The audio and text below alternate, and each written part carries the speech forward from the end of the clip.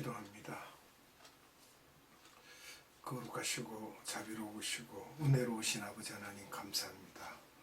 이 시간 또한 우리를 생명의 말씀 앞으로 인도하심을 감사드립니다. 아버지께서 우리를 사랑하셔서 우리의 영혼을 사랑하시며 그 영혼을 살리기 위하여 우리 육신을 쳐서 복종하게 하시며 자의로 우리가 마음대로 하는 것이 아니라 하나님께서 우리를 사랑하셔서 부르심에 우리가 순종하는 마음으로 생명의 말씀 앞에 나왔사오니 이 시간도 아버지 하나님 성령님께서 우리에게 기름 부으사 하나님의 말씀을 마음에 담을 수 있는 복을 얻게 하옵소서. 아버지 하나님께 감사와 찬양과 영광을 올려드리옵고 예수님의 이름으로 감사하며 기도드리옵나이다. 아멘. 하나님의 대구원 계획에서 말씀을 함께 나누도록 하겠습니다. 먼저 레위기 23장 2절 말씀을 한번 보겠습니다. 이스라엘 자손에게 고하여 이르라. 너희가 공포하여 성회를 삼을 여호와의 절기는 이러하니라. 아멘. 여호와의 절기에 대해서도 또 말씀을 나눌 거고요.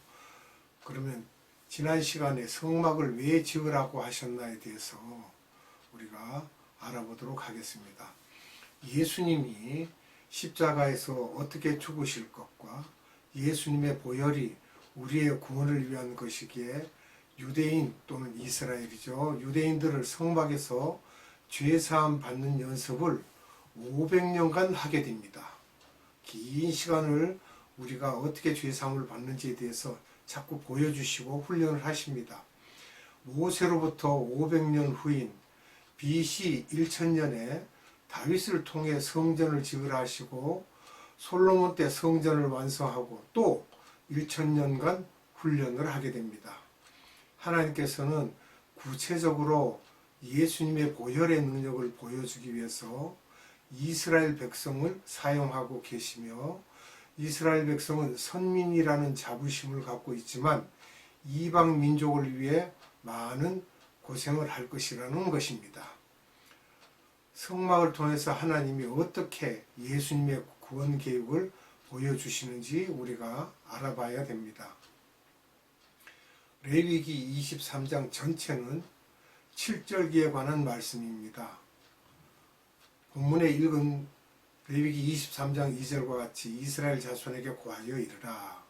너희가 공포하여 성회를 삼을 여호와의 절기는 이러하니라 라고 말씀하셨는데 여호와의 절기는 7절기입니다. 우리가 7절기라고 하죠. 우리가 7절기 지나고 나면 공중 혼인잔치의 잔치가 있게 될 것이라는 것도 우리가 알고 있습니다. 예수님의 입장에서 볼 때 7절기는 우리는 절기라고 하지만 7잔치라고 보시면 됩니다. 거기에 예수님의 구원 계획이 다 들어 있습니다. 예수님의 죽음과 부활, 또 이방 복음화, 예수님의 공중 재림, 7년 환란, 예수님의 지상 재림, 천년 왕국, 그리고 난 다음에 벽고자 심판이 있을 것과 그 다음에 새하늘과 새 땅을 우리가 바라보고 나가는 것입니다. 7절기에 대해서는 우리가 1월 10일 날 동물을 잡아서 집에 가둡니다. 그리고 1월 14일 저녁까지 보관하면서 점검을 합니다. 흠이 있는지 없는지 그것을 점검한 다음에 1월 15일에 동물을 잡습니다. 1월 15일이라고 그러니까 밤을 새고가 아니고 1월 14일 저녁 때입니다. 그러면 그게 1월 15일이 됩니다. 또 1월 16일 날은 무교절이 시작됩니다. 또 1월 17일은 초실절입니다. 이렇게 해서 3월 6일 날은 오순절이 되게 되죠. 50일 후가 되니까. 그리고 그 다음에는 7월 1일은 나팔절이 되고요. 트럼펫을 부는 그런 날입니다. 말하자면 나팔을 불고. 그리고 7월 10일 날은 속죄절입니다. 7월 10일 날은 속죄절이고, 그리고 나서 7월 15일에서 22일까지는 장막절 또는 초막절이라고 합니다. 이스라엘은 성력과 밀력이 따로 있습니다. 밀력 1월 1일은 성력의 7월 1일입니다. 우리는 그냥 한 가지로만 이야기하지만 이스라엘은 이렇게 밀력과 성력이 있습니다.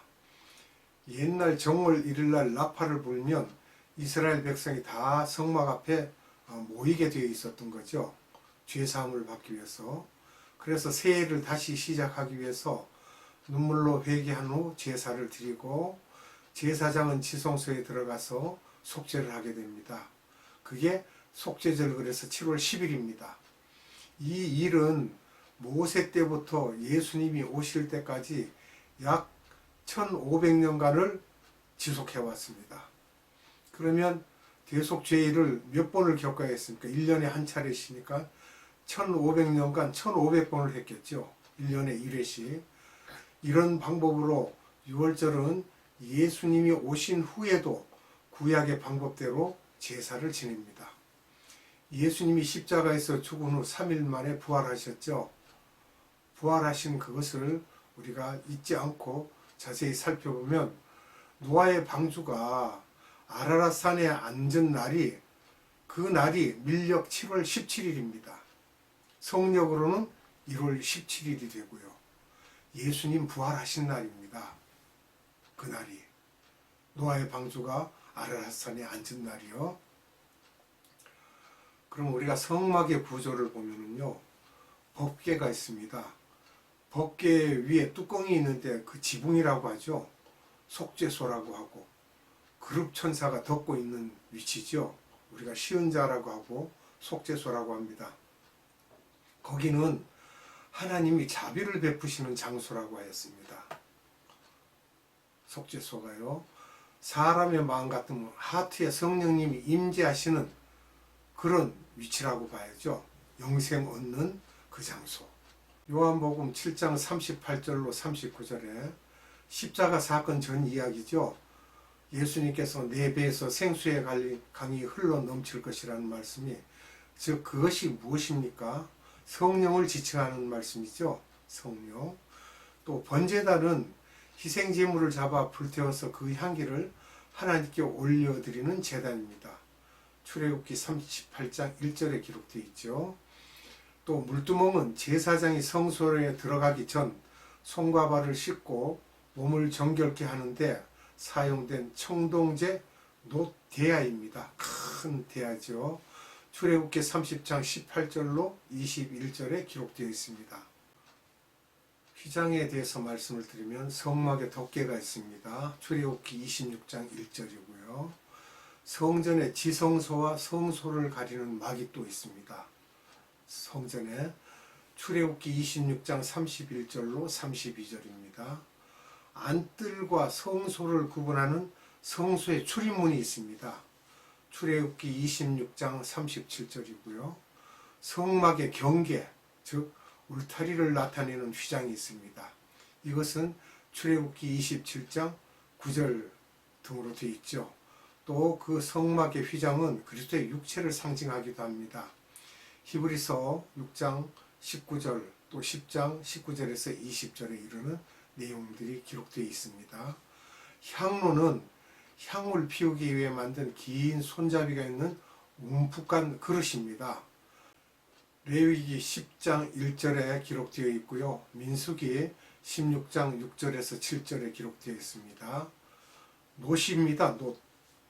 또 금으로 되어 있는 것은 열왕기상 7장 50절에 기록되어 있고요. 히브리서 9장 4절에 또 기록되어 있습니다. 계시록 8장 3절에도 되어 있고요. 또 향은, 우리가 말하는 그 향은 연기인데 그 연기를 성도의 기도라고 했습니다. 향연을 성도의 기도라고 했습니다. 그럼 분향단이 있습니다. 하나님 앞에서 향을 피워 올리는 금으로 만든 작은 기구입니다. 출애굽기 3장 1절에서 10절에 기록되어 있습니다. 구별함을 받은 제사장만이 향을 피울 수가 있습니다. 아무나 그 일을 할 수가 없습니다. 역대하 26장 16절로 19절에 기록되어 있습니다. 1년 1차 피로 속죄해야만 됩니다. 꼭 피로 속죄해야 됩니다. 출애굽기 30장 10절에 기록되어 있습니다. 잠언서 4장 23절을 봅니다. 무릇 지킬 만한 것보다 더욱 내 마음을 지키라. 생명의 근원이 이에서 남이니라. 아멘. 예수님을 믿는 사람과 안 믿는 사람의 차이는 하트에 있습니다. 마음에 있습니다. 속죄소에 들어가야만 합니다. 지성소에서 법궤까지 가야만 우리가 믿는 사람으로서 목적을 이룰 수 있는 것입니다. 성소는 우리의 위층 마음입니다. 즉 예수님을 상징하고 성소 밖에서는 우리가 구원을 얻을 수가 없습니다. 성소 안에 들어와야만 됩니다. 또 번제단은 예수님의 골고다 십자가 사건을 연상할 수가 있습니다. 또 떡상은 내가 하늘에서 내려온 산 떡이라고 말씀하셨죠. 또 촛대는 예수님은 세상의 빛, 예수님은 참빛이라는 말씀을 우리가 요한복음 1장에서 볼 수가 있습니다. 물두멍은 성령 또는 생수, 죄를 씻는 것, 회개 다 들어갈 수 있습니다.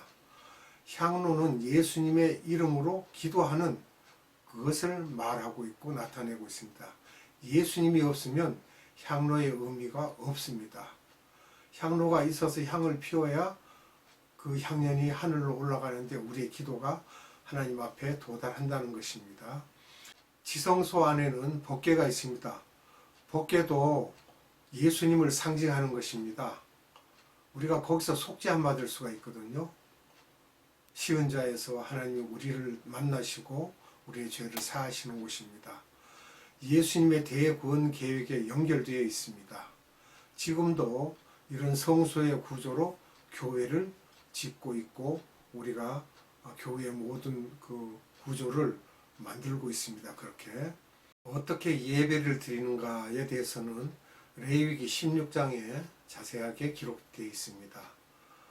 7월 1일 날에 나팔절에 나팔을 불면 전 이스라엘 백성이 다 모여서 10일간 눈물로 회개하기 시작합니다. 마음을 괴롭히고.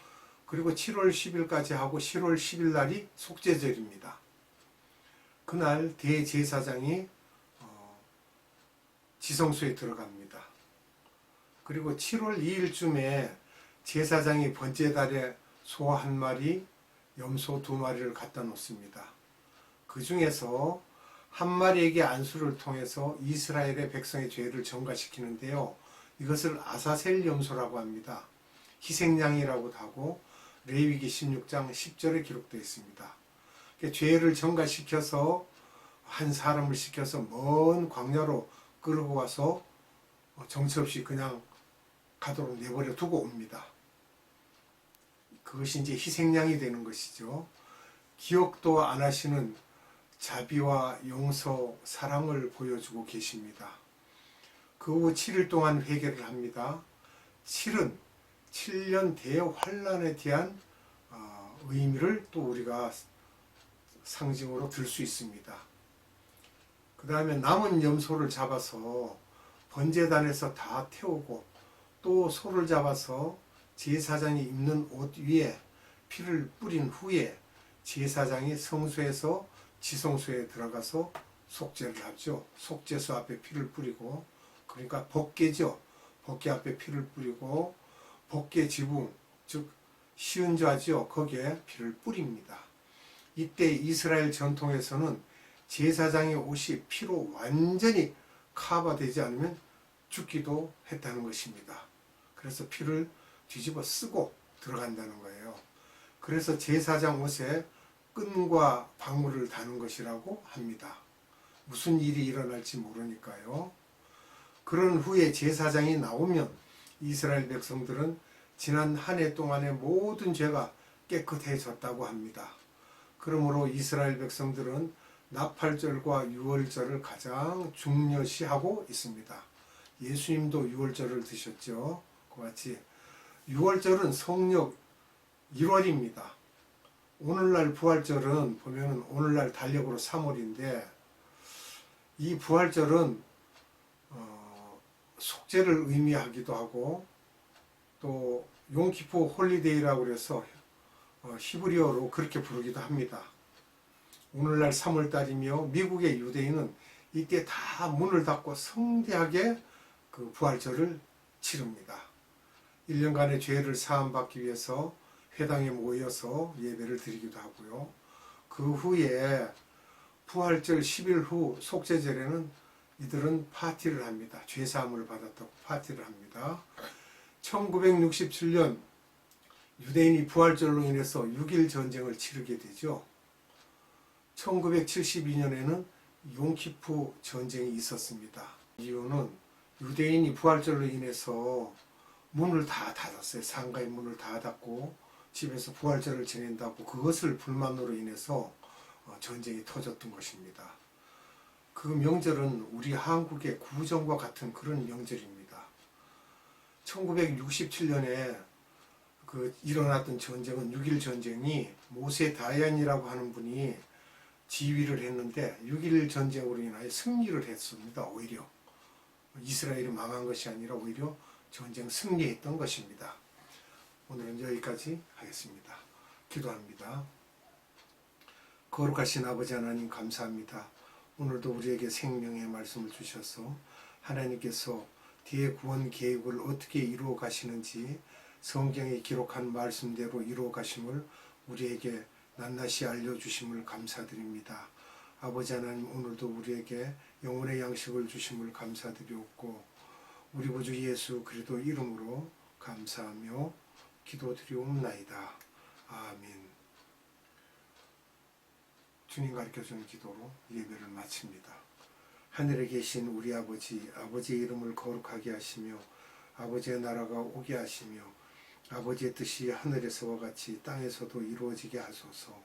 오늘 우리에게 일용할 양식을 주시고 우리가 우리에게 잘못한 사람을 용서하여 준 것 같이 우리 죄를 용서하여 주시고 우리를 시험에 빠지지 않게 하시고 악에서 구하소서. 나라와 권능과 영광이 영원히 아버지의 것입니다. 아멘.